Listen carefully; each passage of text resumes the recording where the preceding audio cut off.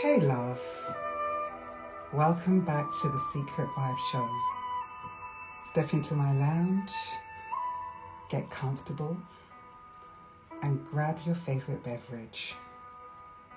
This is the space where we explore your V for your vision, your I for your intention, your B for beliefs, and your E for expectation. Especially when it comes to relationships, dating, and the deeper truths of who we are.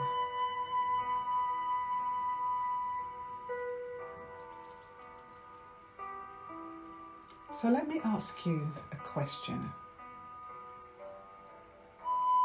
What do you want? Do you want peace? Mutual respect? Deep love rooted in freedom, not fear? If so, this episode is for you. And so I've titled it, Why People Pleasing Makes Boundaries Hard, and why it's time to let others grow up. Let's start with the truth. Many people struggle with setting boundaries, not because they don't know how, but because they fear the consequences. Rejection, disapproval, or being seen as selfish. And how did this come about? Well, when you were born and you were a baby, you were and are inherently worthy. But then you were told you're not good enough if you don't do this and if you don't do that by your parents and your teachers. But you've always been worthy. And so it comes from a place of thinking that you're not good enough. And so underneath this fear of setting boundaries is often a subtle form of people pleasing, a desire to be liked, to be needed, or even to be seen as the good one. But here's what I've come to realize. People pleasing is a silent thief. It steals your time, your energy, your identity, and most importantly, your self-love. So why is it so hard to set boundaries? Setting boundaries requires you to prioritize yourself, your needs, your well-being, your peace. And for people pleasers, that's unfamiliar territory. You see, many of us have been conditioned to believe that love must be earned through sacrifice, service, and putting others first. But listen, that's not love. That's proving yourself worthy of love when you already are. And there's this deeply ingrained belief that setting a boundary might hurt someone or make their life harder. And if you're an empath like I am, this is even more challenging. You feel so deeply that their pain becomes your pain. And so you absorb it. But here's the twist. When you shield people from discomfort, you also shield them from growth. You become their emotional buffer, their go-to problem solver, their excuse not to evolve. Enabling isn't loving, it's disabling. And when we rush in to fix someone's life, absorb their pain, or prevent disappointment, we think we're being kind.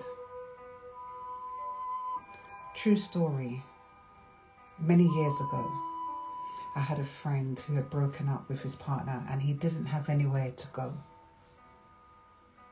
And I looked at him and I felt as if he was so abandoned. And I said to him, after seeing him move from pillar to post, come and stay with me for a couple of weeks, which means 2 weeks, until you sort yourself out. And being the empath, those 2 weeks turned into a month. And then another month. And then another month. And despite me saying, this is the month that you have to leave, let's just say those 3 months turned into a year. And I was able, eventually, to get rid of him by evicting him. Yes, that sounds harsh, but it was for his good. And so I put his stuff out. And when he came home, all his stuff was outside. And I turned my phone off. But you know what the moral of that story is? He later came back and he said to me, I'm happy that you did that because it forced me to take action. And today we are the best of friends. So what we're really saying is, when we think we're being kind, is I don't trust you to handle this. Let me do it for you. I don't trust the God power in you as it is in me. Let me do it for you. That's not love. That's ego in a compassionate outfit. You see, true love allows people the dignity of their own process. It lets them make mistakes, to fall, to learn and rise. Why? Because struggle is often the classroom. And every time you remove the lesson, you remove the opportunity for someone to grow into the person they're meant to be. Sounds like true love is divine love. And isn't God love? And in that love, there is no difference between you and them. You are not responsible for someone else's happiness.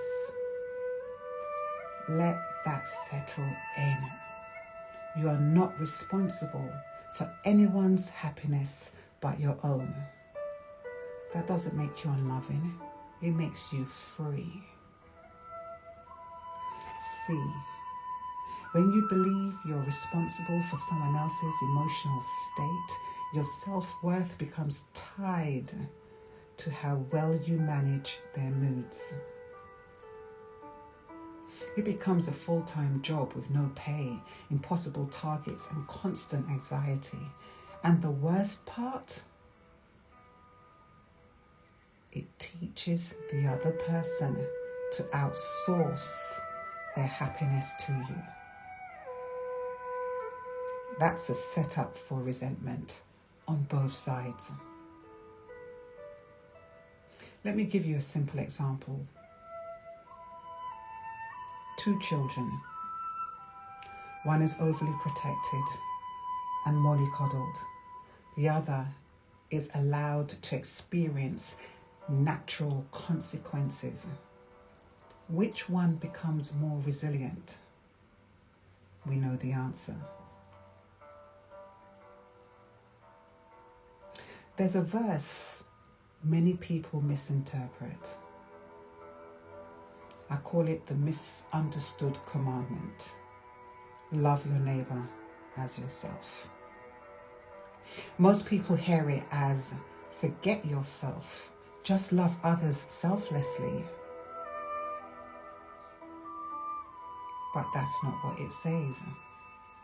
It assumes you already do love yourself, which is predicated on the first commandment: love God with all your might. Because to truly love God is to love yourself. You must, by default, love yourself. And so, from that vein, you love others. So the verse is saying, love others to the degree that you love yourself.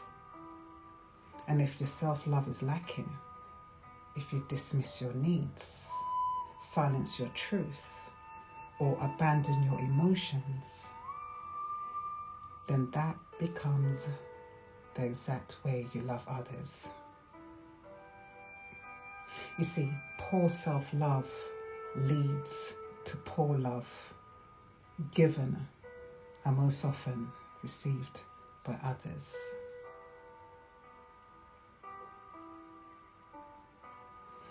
A better way to understand this verse is love yourself so you can love others healthily.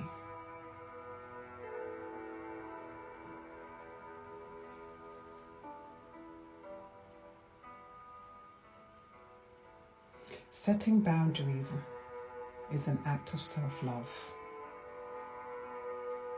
Boundaries are how you love yourself out loud. They're the visible lines that say, this is how I expect to be treated because I value myself, because I love myself. They protect your peace. They protect your energy.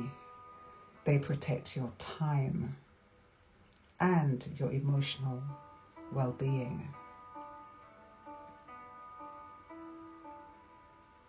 And here's the bonus. They also teach others how to love you and how to love themselves better, how to better love themselves.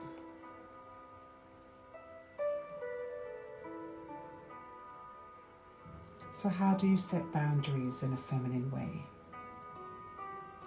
Well, here are a few phrases that honor your power and your softness. That doesn't feel aligned with me right now. I'm choosing peace over pressure. That's not something I can hold space for at the moment. I hear you, but I need to honor what feels right for me. I'm not available for that, but I trust you'll figure it out. Notice the energy. It's graceful and grounded, firm and feminine. You're not shutting doors.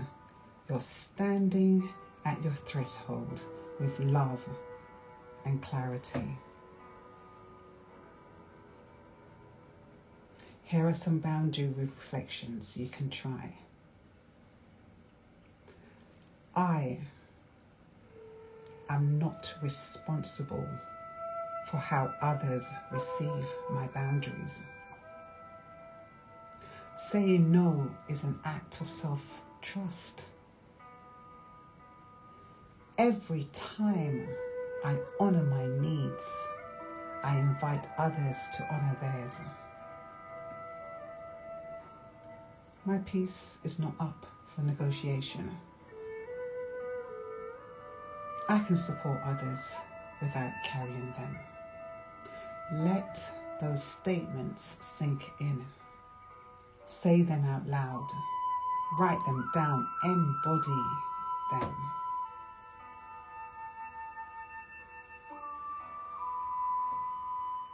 And my final thoughts, from pleasing to empowering. Letting go of people pleasing and embracing boundaries is a radical shift. Yes, it feels unfamiliar, uncomfortable at first, but it's the only way to create relationships rooted in truth, balance, and mutual respect. Because the more you love yourself, the clearer your boundaries become. And the less you feel the need to save, fix, or please others at the expense of your own soul.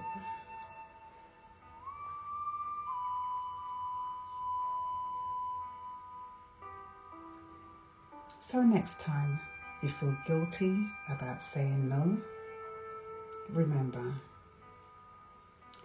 you're not just protecting your peace, you're empowering others to find theirs.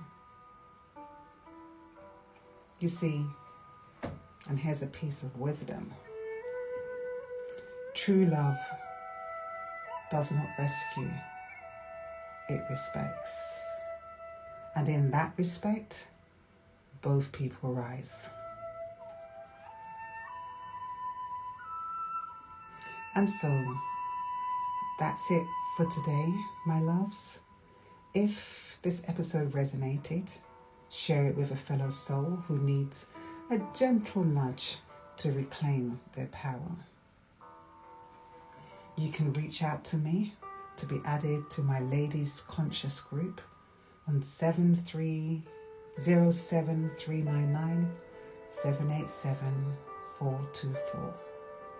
That's 07399787 424. Send me a message.